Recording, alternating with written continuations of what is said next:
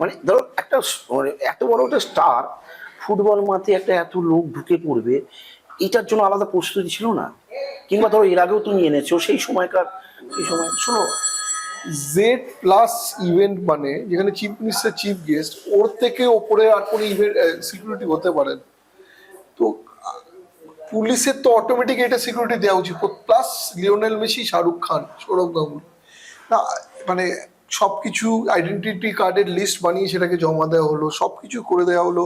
Police আমাকে no objection certificate দিয়ে দিল, এত কিছু করে দেওয়ার পরে, রেকি করার পরে, তারপরেও যে মাঠে লোক ঢুকলো, তারপরে উনি নিজে ঢুকলেন। উনি তো শো ফ্লোতে পার্টি ছিলেন না, তুমি ভাবতে পারবে না উনি শো ফ্লোতেই ছিলেন না। এই শো ফ্লো সব পুলিশকে আগে থেকে দেওয়া ছিল। পুলিশ পুরো ফেল করলো এই পলিটিক্যাল প্রেশারে। আর স্পোর্টস মিনিস্টার তো ছেড়েই দাও, উনি তো এটা ভাবলেন যে পাড়ার পল্টু, ওর সঙ্গে এইগুলো ছবি ছবি তুলে মানে বেশি গায়ে হাত দিয়ে ওদের পেটে হাত দিচ্ছে, কাঁধে হাত দিচ্ছে। সাধারণ মানুষ বেশি গায়ে হাত দিতে পারে, তার জন্য একটা ঝুঁকিপূর্ণ একটা জায়গা তৈরি হয়েছিল।